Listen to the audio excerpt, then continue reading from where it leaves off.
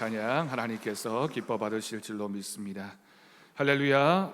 여러분, 참 좋은 계절입니다. 1년에 12달이 사실 하나님 주신 은혜의 시간들이지만 특별히 4월은 덥지도 춥지도 않은 좋은 날씨 가운데 우리가 하나님의 은혜를 기억하게 됩니다. 이번 한 달 꼭 말씀 안에서 또 예배자의 모습으로 주님의 일에 함께하는 우리 모든 사랑하는 성도들 되기를 주님의 이름으로 축복합니다. 민옥이 목사님이 부른 찬양 중에 십자가의 전달자라고 하는 찬양이 있습니다. 찬양의 첫 부분이 이렇게 시작합니다. 난 지극히 작은 자, 죄인 중에 괴수, 무익한 날 부르셔서 간절한 기대와 소망, 부끄럽지 않게 십자가 정케 하셨네. 여러분, 이 찬양의 가사는 사도 바울의 신앙의 고백을 기초로 하고 있고요, 사도 바울의 신앙의 고백일 뿐만이 아니라 저의 고백이기도 하고 이 자리에 함께한 우리 모두의 고백이기도 합니다. 여러분, 우리는 주님 앞에 너무나 작은 존재였고 죄인이었던, 그래서 내가 나를 바라보아도 무익하다라고 고백할 수밖에 없는 그런 연약한 사람들이었습니다. 그런데 그런 사람인 우리를 부르셔서 주님의 십자가의 복음을 전하게 하는 귀한 사명을 주셨으니 이것이야말로 하나님이 우리에게 주신 가장 큰 은혜라고 할 수 있을 것입니다. 여러분, 이 은혜를 생각하는 것이 예배자의 모습입니다. 우리가 예배의 자리에 나와서 이 예배를 통해서 하나님께서 나를 얼마나 사랑하셨는지, 내게 주신 사명과 또한 내게 주신 직분에 감사하는 마음으로 주님의 뜻을 고백해야 할 것입니다. 그런데 여러분, 안타깝게도 시간이 지나면서 많은 사람들이 하나님이 나에게 주신 그 사명의 길을 내가 잘나서 감당하고 있다라고 생각하거나, 아니면 우리가 처음 가졌던 그 열정과 또는 그 비전을 잊어버린 채 살아가기도 합니다. 우리가 결혼을 할 때 첫사랑의 마음이 중요했던 것처럼 믿음에 있어서도 마찬가지입니다. 우리가 처음 주님을 만났던 그날, 그리고 주님이 주신 그 직분을 받은 그날의 감격과 그 결단을 잊지 않고 살아간다면 그것이 바로 믿음의 첫사랑입니다. 그런데 여러분, 우리는 요즘 어떤 마음으로 우리에게 주신 사명과 직분을 감당하고 있습니까? 신앙은 액세서리가 아닙니다. 나를 더 돋보이게 하기 위해서, 나를 더 만족해 하기 위해서, 내가 더 뭔가를 누리기 위해서 가지는 것이 아닙니다. 신앙은 무기입니다. 이 세상에서 살아남기 위해서, 이 세상에서 그리스도인답게 살기 위해서 우리가 반드시 가져야 하는 하나님이 우리에게 주신 영적인 무기입니다. 그러니 신앙이 있고 없고는 그저 우리가 시간이 나면, 또 때로는 형편이 되면 주님의 일을 감당하고 또 예배에 참석하는 그런 모습이 아니라, 우리의 삶의 그 무엇보다 중요한 우리의 사명과 직분을 생각하고 하나님의 일을 감당하는 것, 그것이 바로 우리를 부르신 주님의 뜻인 줄로 믿습니다. 여러분, 오늘 말씀을 통해서 우리를 부르신 그 주님의 부름과 주님이 우리에게 맡겨주신 사명을 다시 한번 점검하는 귀한 은혜의 말씀이 되기를 바랍니다. 오늘 말씀은 예수님의 비유를 담고 있는 말씀입니다. 주님은 구원의 은혜가 무엇인지를 설명하기 위해서 오늘 말씀, 이 포도원의 비유를 우리에게 들려주십니다. 포도원은 하나님의 나라입니다. 이 포도원은 좁은 의미로는 교회라고도 할 수 있고 우리가 살아가는 삶의 현장이라고도 할 수 있습니다. 하나님께서 이 포도원을 만들어 놓으셨고 우리를 부르셔서 그 포도원의 일꾼 삼아 주셨습니다. 포도원 주인은 우리 하나님, 우리 주님이십니다. 오늘 말씀에서 포도원 주인이 이른 아침 일찍 일어나 그 포도원에서 일할 일꾼을 구하기 위해서 장터로 나가게 됩니다. 포도원에 해야 할 일이 많아서이겠죠. 포도원의 일꾼이 부족하기 때문에 한 사람이라도 더 많은 일꾼을 포도원에 들여서 그 포도원에서 해야 될 그 일을 감당케 하기 위해서 주인이 일꾼을 찾고 있는 것입니다. 그런데 여러분, 오늘 말씀을 보면 일꾼을 구하는 이 주인이 일꾼들이 받을 일당을 미리 정해두었습니다. 미리 정해놓은 일당은 나중에 일한 일꾼들이 이 주인에게 불평하는 그 불평이 아무런 의미가 없는 불평이라는 사실을 우리에게 알려주는 말씀이기도 하고 장치이기도 합니다. 우리가 이 말씀을 꼭 기억하면서 오늘 말씀을 묵상해 가야 하겠습니다. 자, 이 이야기가 전개됩니다. 포도원 주인이 오전 9시에 나가서 품꾼들을 모았습니다. 또 12시에 나가서 품꾼들을 모았고 3시쯤에 나가서 장터에 나가 일꾼을 구합니다. 아마도 주인의 마음속에는 어떻게 해서든지 포도원을 가꾸고 일꾼을 채우고자 하는 주인의 마음이 이 행동을 통하여 나타나고 있는 것입니다. 그러면서 그 일꾼들마다 너희가 열심히 이 일을 잘 감당하면 상당한 액수를 주겠다라고 약속합니다. 여러분, 여기에 상당한 액수라고 표현되어진 이 표현은 많은 금액이라고 하는 뜻이 아니라 합당한, 거기에 맞는, 상응하는 그런 금액이라고 하는 뜻이 담겨져 있습니다. 다시 말해서 일한 것에 대한 정당한 대가입니다. 요즘식으로 표현하면 고용주와 또 피고용인이 근로계약서를 쓰고 오늘 하루 정해진 시간만큼 일하고 나면 내가 이만큼 너에게 이 일에 대한 대가를 주겠다라고 약속한 것입니다. 여러분, 포도원 주인이 단지 이들에게 시혜를 베풀기 위해서 이 일꾼들을 모은 것은 아닐 것입니다. 자신의 포도원에서 일어나고 있는 이 많은 일들, 이 바쁜 일을 처리하기 위해서 주인이 일꾼들을 불렀던 것입니다. 그런데 자세히 오늘 본문 말씀을 보면 이 포도원에 쓸 사람을 구하기 위해서 주인이 한 행동입니다. 이 주인은 시간에 상관없이 일꾼들을 부르고 있습니다. 여러분, 이 포도원이 천국입니다. 천국의 일이 바로 그렇습니다. 예수님은 추수할 것은 많되 일꾼이 없다라고 말씀하셨습니다. 마태복음 9장 37절 38절 말씀입니다. 이에 제자들에게 이르시되 추수할 것은 많되 일꾼이 적으니 그러므로 추수하는 주인에게 청하여 추수할 일꾼들을 보내주소서 하라. 하나님의 나라, 이 천국에서 많은 일꾼을 필요로 하고 있는데 그 천국에서 일할, 그 포도원에서 일할 일꾼이 부족한 것입니다. 하나님 나라를 위해 해야 할 일이 많음에도 사람이 없습니다. 그래서 주님은 일꾼을 부르고 있고 오늘도 우리를 부르셔서 포도원에 들어오라고, 네가 감당해야 될 그 일을 감당하라고 우리에게 또한 말씀하십니다. 여러분, 이것이 바로 오늘 말씀에 기록되어진 주님의 뜻입니다. 여러분, 이 말씀은 주님이 보시기에 그렇다는 뜻입니다.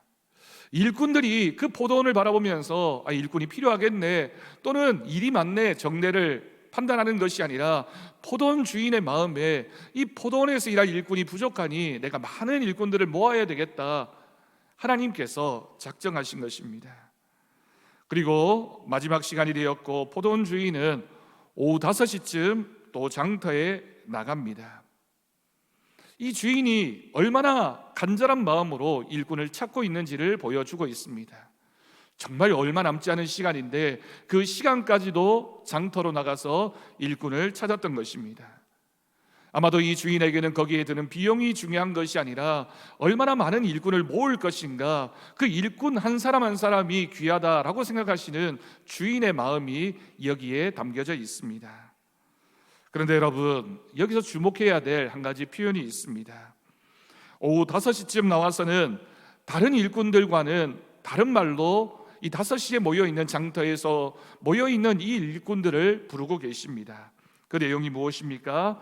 마태복음 20장 6절 말씀을 보면 제11시에도 오늘날의 시간으로는 오후 5시가 됩니다. 나가보니 서 있는 사람들이 또 있는지라 이르되 너희는 어찌하여 종일토록 여기 놀고 여기서 있느냐. 다른 종들 9시, 12시, 오후 3시에 부를 때에는 하지 않으셨던 말씀을 이 5시에 만난 이 사람들에게는 말씀하고 있는 것입니다. 그 내용이 무엇입니까? 왜 하루 종일 너는 여기에서 놀고 있느냐라고 하는 말씀입니다. 그에 대한 사람들의 대답이 무엇이었습니까? 그 바로 다음 절인 말씀입니다. 마태복음 20장 7절 말씀을 보면 이르되 우리를 품꾼으로 쓰는 이가 없습니다. 우리도 일을 하고 싶은데, 우리도 불려가서 그 포도원에 들어가고 싶은데 우리를 부르는 사람이 없어서 여태 여기에 있었다라고 하는 변명이기도 하고 그 이유를 말하고 있는 것입니다.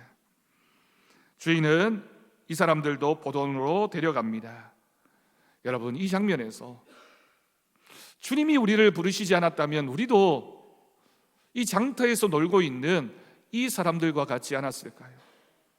주님이 우리를 기억하시고 우리를 찾아오셔서 너도 이 포도원에 들어와서 일을 하라, 너도 내 일꾼이 되라 라고 부르지 않았다면 여러분, 우리가 이 자리에 앉아 있을 수 있을까요?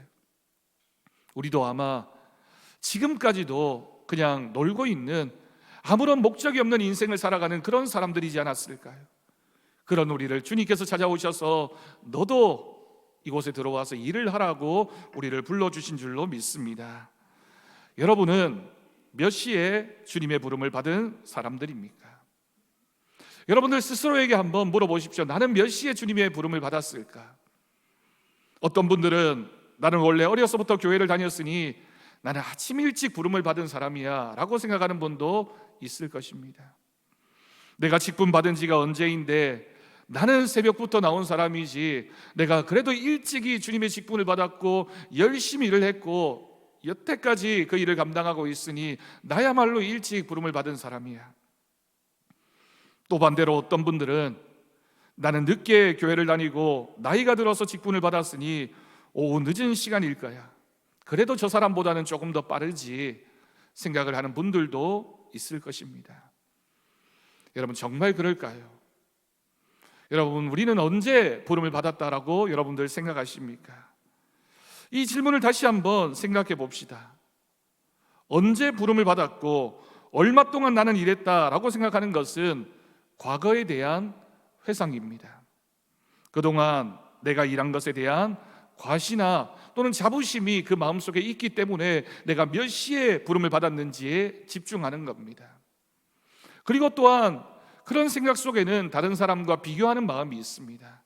내가 아무리 그때 받았다 하더라도 저 사람보다는, 아니 내가 저 사람보다는 더 일찍 부름을 받았고 내가 저 사람보다는 더 낫지, 더 열심히 일했지, 더 많은 상을 받을 거야 라고 하는 생각들이 우리 마음속에 있는 것이죠. 네, 여러분, 만약 포도원에 나와서 열심히 일하고 있는 충성된 일꾼이라면 이때 다르게 생각할 것입니다. 내가 언제 부름을 받아 몇 시간 동안 일했으니가 아니라 아직도 해야 할 일이 많은데 시간이 얼마 남지 않았구나, 지금은 무엇을 해야 할까를 생각할 것입니다.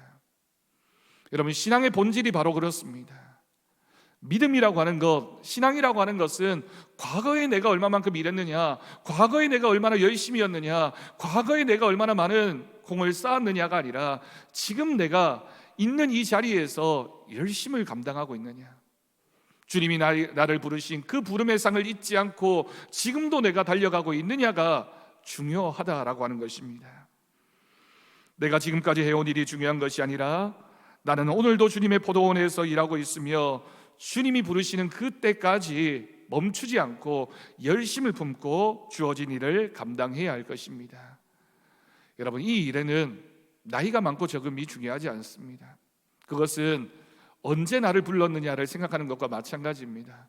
또는 내가 얼마나 많은 능력이 있느냐, 얼마나 많이 일을 감당할 수 있느냐, 그것이 중요한 것이 아니라 우리가 지금 내가 있는 이 자리에서 최선을 다해 주님이 나를 부르셨음을 인정하고 그 일을 감당하고 있는 오늘을 살고 있느냐가 중요합니다. 다시 본문으로 돌아옵니다. 포도원의 하루 일이 다 끝났습니다. 주인이 일꾼들을 불러놓고 싹스를 줍니다. 근데 주인이 특이하게도 나중에 온 그 사람부터 그에 합당한 일당을 주고 있습니다. 그런데 이들에게 동일하게 한 데나리온을 줍니다.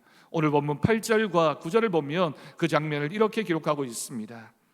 저물매 포도원 주인이 청지기에게 이르되 품꾼들을 불러 나중 온 자로부터 시작하여 먼저 온 자까지 싹쓸 주라 했다.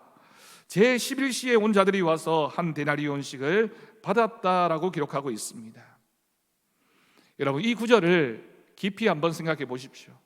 나중에 온 사람부터 받았으니 한 데나리온을 받은 이 나중에 온 사람은 너무나 감사하는 마음으로 돌아가지 않겠습니까? 점점 일찍 온 사람 쪽으로 품삯이 지급되게 됩니다. 일찍 온 사람의 입장에서 이 상황을 또 생각해 봅시다. 먼저 온 사람이 약속된 한 데나리온을 먼저 받았으면 이 사람은 그 받은 것에 감사하며 돌아갔을 것입니다.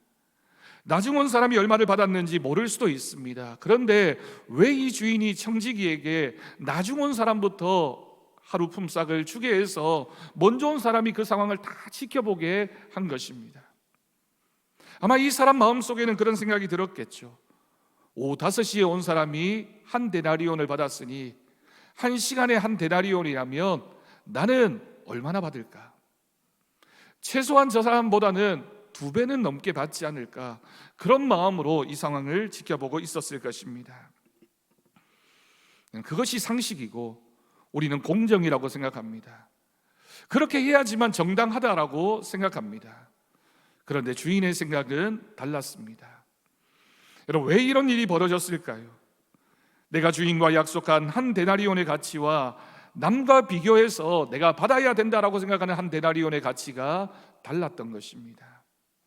한 데나리온이지만 그 데나리온을 바라보고 있는 마음이 달랐기 때문에, 믿음이 달랐기 때문에 그것에 반응하고 있는 내용도 달라질 수밖에 없습니다. 주님이 약속하신 절대적인 품삯과 내가 계산하고 있는 상대적인 품삯이 다른 것입니다. 한 데나리온, 그 한 데나리온의 가치를 다르게 생각하고 있으니 어떤 사람은 감사하게 받고 있고 어떤 사람은 그것에 대하여 불평하고 원망하고 있습니다. 여러분, 누가 옳을까요? 여러분들은 이 말씀을 읽으면서 어떤 것이 더 맞다고 생각하십니까? 아마도 여러 가지 생각이 있을 수 있지만 내가 5시에 온 사람이라면 또 다르게 생각할 것이고요, 내가 오전 9시에 왔다면 또 다르게 생각할 것입니다. 합리적인 것과 은혜로운 것이 다를 수 있습니다. 우리가 이 땅을 살아가면서 우리는 너무나 합리적인 것, 그리고 남과 비교해서 계산해내는 것, 그것에 얼마나 빠른 생각을 하고 있는지 모릅니다. 그런데 하나님의 은혜라면 어떨까요? 우리 모두가 다 만약 오후 5시에 부름을 받은 사람들인데 그 주인이 나에게 한 데나리온을 주셨다면 우리는 어떻게 생각할까요? 여러분, 그것이 바로 은혜를 은혜로 받는 것입니다. 이 문제에 대한 해답을 알려면 주인이 이 일꾼들과 약속한 것이 무엇인지를 생각해 보아야 합니다. 주인이 이 일꾼들과 무엇을 약속했습니까? 한 데나리온의 약속입니다. 한 데나리온은 우리가 잘 알고 있는 것처럼 노동자의 하루 품삯입니다. 다시 말해서 한 가정이 먹고 살기 위해서 그 한 가정을 위해서 꼭 필요한 하루 동안의 그 금액을 한 데나리온이라고 정의를 했습니다. 그것을 성경에서는 다르게 표현하기를 일용할 양식이라고 표현합니다. 한 데나리온이 바로 일용할 양식입니다. 광야 생활을 하던 이스라엘 백성들이 매일 들판에 나가서 만나를 담을 그 항아리에 하루 동안 먹을, 우리 가족들이 하루 동안 먹을 그 만나를 다 담아서 왔습니다. 하루 먹을 만큼만 담아야만 했습니다. 더 많이 담으면 그것을 먹을 수가 없었을 뿐만이 아니라 다 썩어버렸습니다. 일용할 양식은 그것으로 충분한 것입니다. 그것이 바로 주기도문에서 우리가 고백하고 있는 하나님 우리에게 일용할 양식을 주십시오라고 기도하고 있는 그 기도를 가르쳐 주신 예수님의 뜻이기도 합니다. 너희에게는 일용할 양식이 필요하다. 하나님께서 그 일용할 양식을 채우실 것이다 라고 우리 주님께서 말씀하셨습니다. 여러분, 이 포도원 주인이 이 품꾼들에게 약속한 이 한 데나리온의 약속이 무엇일까요? 이들의 생계를 위해서 필요한 비용은 앞서 일했던 이들과 같을 것입니다. 늦게 왔지만 한 가정의 생계를 책임지고 있는 이 사람에게도 한 데나리온이 필요하고, 오전 9시부터 열심히 와서 일하는 이 사람에게도 그에 합당한 한 데나리온만 있으면 일용할 양식이 채워지기에 그 가정은 살아갈 수가 있습니다. 주인이 그것을 알았기 때문에 모든 사람들에게 한 데나리온의 약속을 지키셨고 일용할 양식을 채워주셨습니다. 우리가 살아가고 있는 이 시대의 경제적인 논리는 그렇지 않습니다. 문제는 사실 여기서부터 벌어집니다. 먼저 온 사람들은 비교하면서 내가 더 많이 받을 것이라고 기대했습니다. 일용할 양식의 문제가 아니라 내가 저 사람보다 더 많이 일했으니 더 많이 받아야 하는 것이 마땅하다라고 생각한 것입니다. 그런데 동일한 보상이 주어지자 이른 아침에 온 일꾼들이 포도원 주인을 원망합니다. 더 많이 받을 것이라고 기대했는데 똑같이 주어지게 되자 그 일용할 양식마저도 불평하고 있는 것입니다. 네, 여러분 다시 한번 생각해 봅니다. 주인은 제일 먼저 온 그 사람들에게도 한 데나리온을 약속했습니다. 그럼에도 불구하고 일찍 온 그 일꾼이 이렇게 불평하고 있는 까닭은 자신의 비교의 대상을 오후 5시에 온 그 사람과 비교해서 생각하고 있기 때문입니다. 그럼 비교한다는 것, 하나님의 은혜는 우리에게 값없이 주어진, 우리에게 은혜로 주어진 그것인데 우리가 그것을 비교해서 계산하고 그것을 비교해서 무엇이 무엇보다 더 크다라고 생각하는 것은 하나님의 은혜의 가치를 우리가 망각하는 것입니다.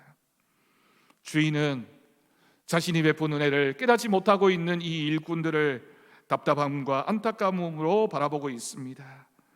그 마음이 본문 13절과 14절에 기록되어져 있습니다. 주인이 그 중에 한 사람에게 대답하여 이르되 친구여, 내가 내게 잘못한 것이 없노라.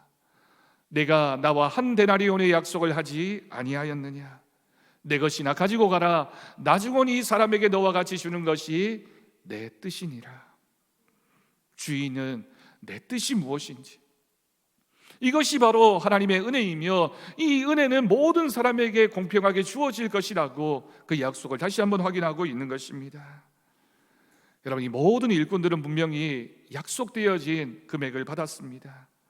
주인이 부족하게 준 것이 아님에도 다른 이가 자기보다 받은 것이 동일하다라는 이유로 내가 받은 것이 작다라고 여기고 있는 것입니다.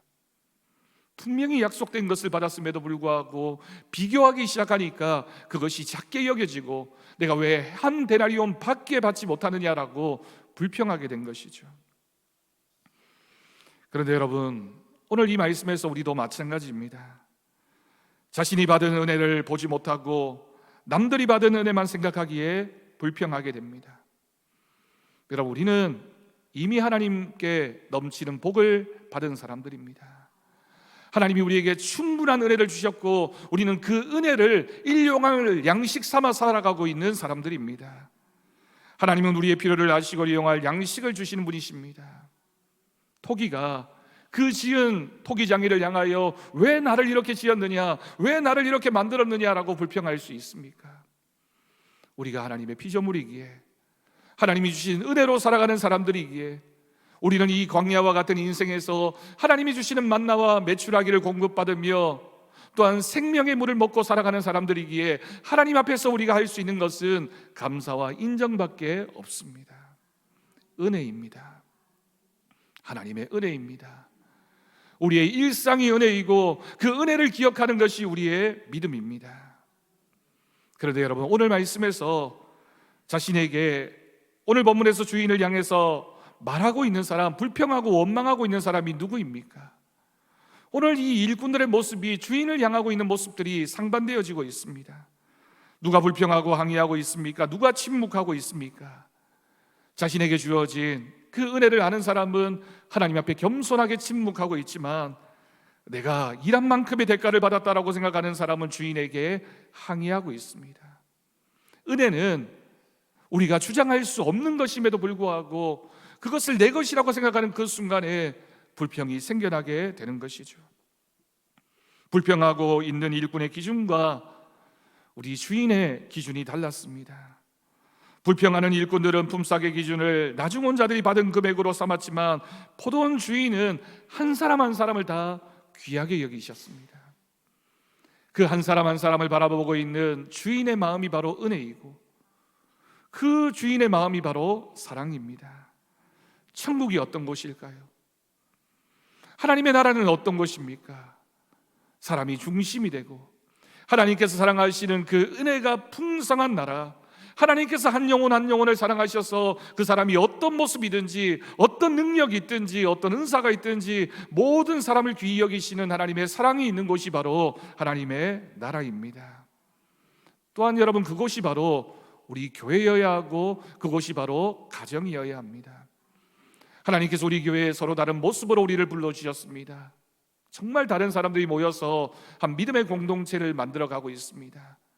오전 9시, 12시, 3시, 5시가 다른 것처럼 우리는 각자의 모습대로 하나님의 은혜를 입어 이 자리에 나온 사람들입니다. 그러니 우리가 서로 비교하는 것이 아니라 하나님의 은혜를 고백하고 감사하는 믿음이라면 우리 모두는 다 오후 5시에 겨우 하나님의 부르심을 받아서 이 자리에 앉아서 감사하고 또 감사하면서 하나님, 저에게 한 데나리온의 약속을 지키셨으니 감사할 뿐입니다 라고 하는 것이 우리의 신앙의 고백이어야 하지 않겠습니까? 우리는 다른 이들과 나의 출발점을 비교하지 말고 하나님이 베푸신 은혜에 눈을 맞추어야 합니다. 거기에 초점을 맞추어야 합니다.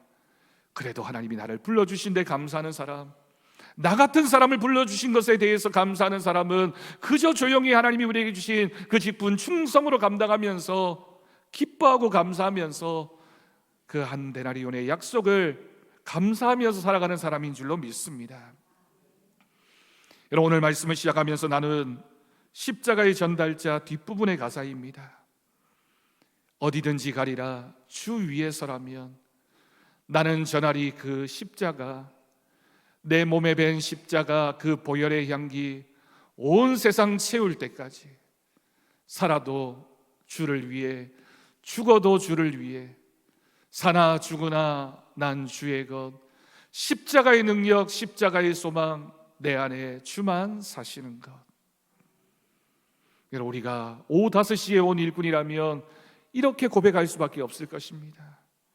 주님이 주신 그 십자가의 사명, 그 은혜를 기억하고 있기 때문에 나는 살아도 주를 위하여 살 것이며 나는 죽어도 주를 위하여 죽을 것이다. 사나 죽으나 내 삶의 목적이 주님의 것이라면 여러분, 우리는 그저 감사할 뿐이고 주어진 그 자리가 어떤 자리이든 주어진 그것이 무엇이든 우리는 충성으로 그 일을 감당하며 살아갈 것입니다. 여러분, 우리는 큰 사람입니까? 작은 사람입니까? 아닙니다. 우리는 주님의 은혜를 받은 사람들입니다. 주님의 약속을 받은 사람들입니다. 우리에게 주어진 직분과 사명을 잘 감당하면 우리의 주인 되신 하나님은 우리에게 약속하신 그 한 데나리온의 약속을 분명히 지켜주실 것입니다. 우리에게 주어진 직분을 다시 한번 여러분 생각해 봅시다. 하나님이 우리에게 어떤 직분을 주셨습니까? 우리를 왜 부르셨습니까? 나이가 많아서 은퇴를 해서 또는 우리의 형편이 어려워서 내가 너무 분주하고 바쁘기 때문에가 아니라 하나님이 그럼에도 불구하고 나를 불러주셨으니 나는 감사합니다. 주님, 이 자리에서 내가 해야 할 그 일을 하겠습니다 라고 고백하며 한 데나리온의 약속을 받는 저와 여러분이 될 수 있기를 간절히 바랍니다. 여러분, 우리는 주님의 약속을 믿습니다. 하나님이 우리에게 약속하셨습니다. 한 데나리온을 너에게 줄 것이라고, 일용할 양식을 줄 것이라고, 너는 내가 주는 그 은혜를 받아 먹으며 살 것이라고 약속하셨습니다. 우리는 걱정하지 않습니다. 염려하지 않습니다. 하나님이 우리에게 주신 그 약속이 반드시 이루어질 것이기 때문입니다.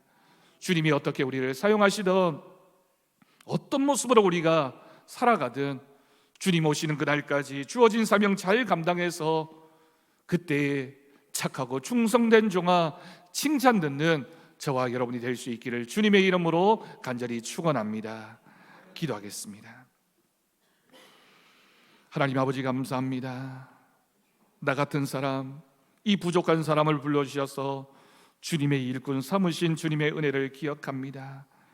우리는 오후 5시에 장터에 놀고 있었는데 주님이 우리를 불러주셔서 포도원에 들이시고 한 데나리온의 약속을 허락해 주셨습니다.